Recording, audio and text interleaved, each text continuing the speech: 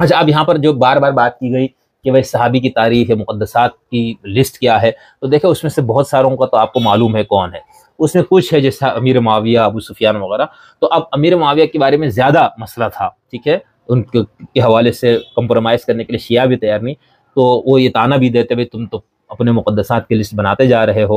حالانکہ امیر معاویہ، ابو سفیان صحابی کی جو اہل سنت کی ڈیفینیشن اس کے مطابق وہ صحابی ہے.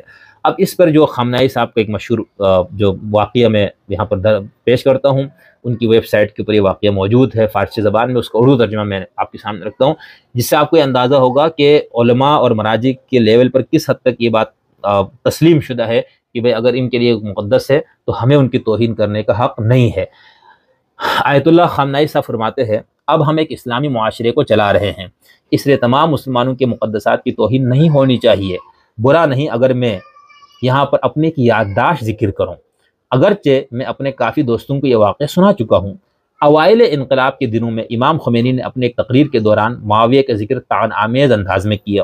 جیسا کہ آپ کو معلوم ہے کہ میں ایک عرصہ تک بلوچستان میں رہا ہوں اور وہاں کے بہت سے علماء میرے قریبی دوست ہیں. اس علاقے کے عوام اور سنی علماء معاویہ کو مقدس سمجھتے ہیں. چنانچہ میں نے امام خمینی سے عرض کیا کہ ہمارے ملک کی مشرقی سمت کی طرف کئی کروڑ لوگ معاویہ کو محترم شمار کرتے ہیں اور اسے خال المؤمنین سمجھتے ہیں، یعنی ماموں.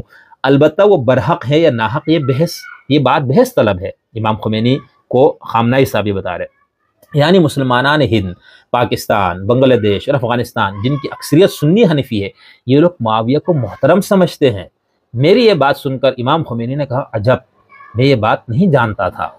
اب خامنہئی صاحب کہتے ہیں، اس کے بعد ان 10-11 سال کی مدت کے دوران میں نے امام خمینی کی طرف سے معاویہ کے بارے میں کوئی ایک طعن آمیز جملہ بھی نہیں سنا. آگے خامنہئی صاحب کہتے ہیں، میں خود نماز جمعہ کے دوران جنگ صفین اور امیر المومنین کی دیگر جنگوں کے بارے میں گفتگو کرتا ہوں، لیکن اہانت نہیں کرتا. تاریخ گوئی ایک اور چیز ہے جبکہ اہانت اور چیز. دیکھا، انہوں کے جو اوپر اعتراضات تھے اہل تشیع میں، ایک یہ تھا کہ ہم ان واقعات کو، تاریخ کو یہ بیان کریں گے تو ہم پہ یہ بھی توہین کے زمرے میں. تو خامنہئی صاحب بھی کہہ رہے ہیں میں وہ بیان کرتا ہوں لیکن اہانت نہیں کرتا، کیونکہ تاریخ بیان کرنا ایک الگ چیز ہے اور کسی کی اہانت کرنا یہ ایک دوسری چیز ہے. تو یہاں پر میں نے صرف یہ بتانا تھا. اسی طرح اور بھی مراجع ہے، آیت اللہ العظمیٰ سید کمال حیدری حفظہ اللہ تعالیٰ جو کہ اس وقت محب نظر بند ہے، اور اس طرح کے مراجع ہیں جن سب کا یہ ہے کہ مقدسات اہل سنت کی توہین نہیں ہونی چاہیے. اچھا،